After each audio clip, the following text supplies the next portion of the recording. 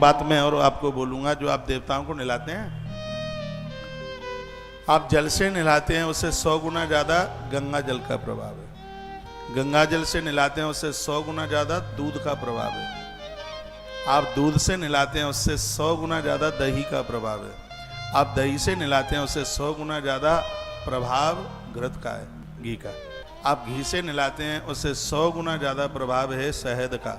आप शहद से स्नान कराते हैं, उससे 100 गुना ज्यादा प्रभाव है खांड। खांड जानते हैं, वो चीनी आती है एक दूसरे तरह की बूरे टाइप की, और आप उससे नहलाते हैं। फिर पांचों चीजों को मिला करके भगवान को नहलाते हैं, उसका प्रभाव उससे 1000 गुना ज्यादा है। पंचामृत लास्ट में पांचों चीज मिला के भगवान को चढ़ाया जाता है। और उसके तत्पश्चात फिर एक बार जल से नहलाने के बाद एक कटोरी में आप गंध और चंदन दोनों चीज़ों को मिला लीजिए। इतना कपूर का टुकड़ा डाल दीजिए, उसको घोर लीजिए।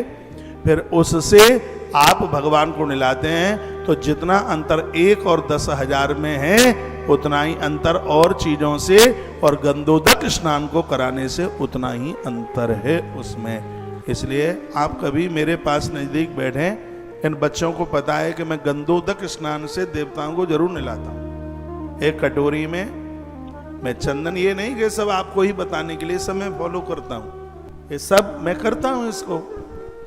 कल हम यहाँ अभिषेक कर रहे थे, मेरी एक एक निगाह बारीकी से होती है। आचार्य जी ने ये सब अभिषेक करा दिया, पंचामृत से भी नहला दिया, कपड़ा मेरे हाथ में दे दिया पहुँचने के लिए।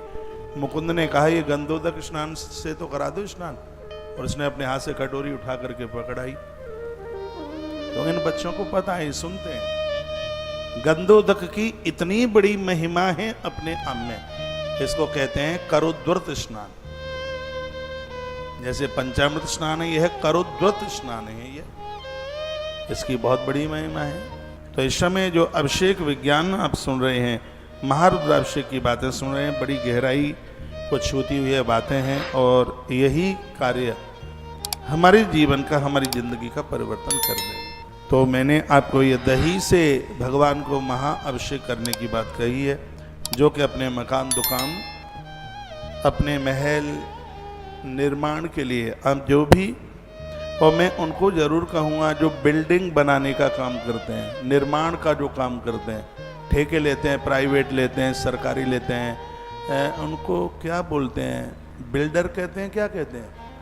बिल्डर बोलते हैं, क्या बोलते हैं जो मकान बनाते हैं? हाँ, कॉन्ट्रैक्टर तो वो रोड बनाने वाला भी हो सकता है। जो मकान बनाते हैं बड़े बड़े, उनको क्या बोलते हैं?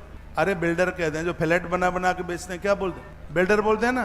तो यही तो पूछ रहा हूं मैं आपको। तो जिनका कुछ ऐसा व्यापार है और वो इस लाइन में व्यापार करते हैं, जिनके द्वारा निर्माण कार्य चल रहे हैं, उन लोगों के लिए बहुत अच्छी बात है, वरदान है समझ लीजिए उनके लिए।